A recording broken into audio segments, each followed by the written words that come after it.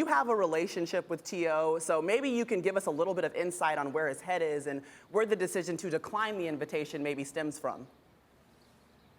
I text back and forth with the homie T.O., and what I felt that he decided he was not going to attend the ceremony was personal, because when I watched how the entire thing played out, it didn't become about his ability to play football. It became more of an assassination to his character. If you think about everything he's accomplished, the yards, the touchdowns, the greatness that he was able to produce on the field, that was not the only thing that was discussed as it related to him being inducted into the Hall of Fame. It was his antics. It was the sideshows. And by the way, he did have a lot of antics. He did create a lot of sideshows. But however, he was a true Hall of Fame football player. He deserved the opportunity to be inducted in the Hall of Fame. I think now that he's not going to attend the ceremony, he's going to use this opportunity to now cast a light on himself in a different way. And it's going to be fascinating to see what he tries to do. This is a huge surprise. I remember many, many, many years ago, Harry Carson, the great Giants linebacker, was passed over for the 12th, an enormous number of times. And he came on Mike and Mike and he said, that's it, I can't put my family through this anymore. If they vote me in, I'm not going. I don't want any part of it. And then they voted him in, and he changed his feelings completely. He was grateful and he was excited and he went, and it was a fabulous moment for him. That's usually the way this stuff works. So I get that T.O. was upset that he didn't get in the first 2 years, and I get the fact that he felt it was about his character being assassinated as opposed to his performance on the field, because no one could dispute that he was a Hall of Fame player. But I am very surprised that for this occasion, someone would not just say, all right, this is the greatest honor that I could possibly achieve as an athlete, I'm going to go accept it.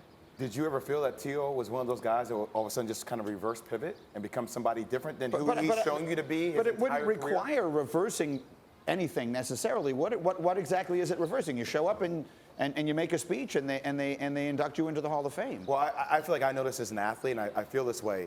You have to look at the way that athletes get motivated. So if that's media or if that's personal agenda, we have this mental bulletin board where we stick things up in our mind and we use that as motivation every single day.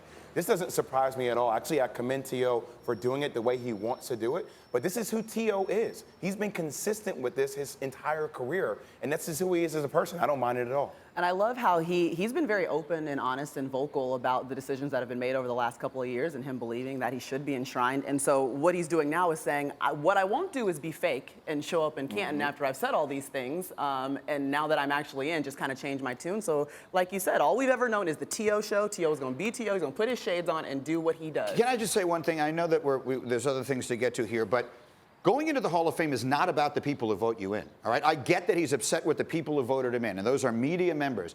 But going into the Hall of Fame is about being honored as and being recognized as a peer of the greatest players that ever played. All the and those more guys reason to all not have show to go up. there. Well, I don't know. You know what I mean? You're already recognized. I understand that, but don't you want to be there?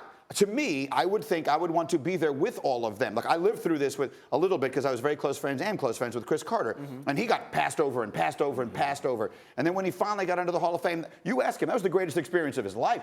And he was showing me pictures about you go, they have the dinner, and they have all these events. And you know who's not there? The media's not there. The people who criticized and assassinated his character, if you will, are not at all these events. You know who is? The greatest players that ever played football. And now you're one of them. So I would think that to not want to be a part of that, again, this isn't about the writers who kept you out because they perceived you to be a bad teammate. It's about all of the greatest players of all time who sort of come together, and the way I've seen it, they welcome these guys in and welcome to being, you know, you're one of us now. I am surprised that anyone would not want that.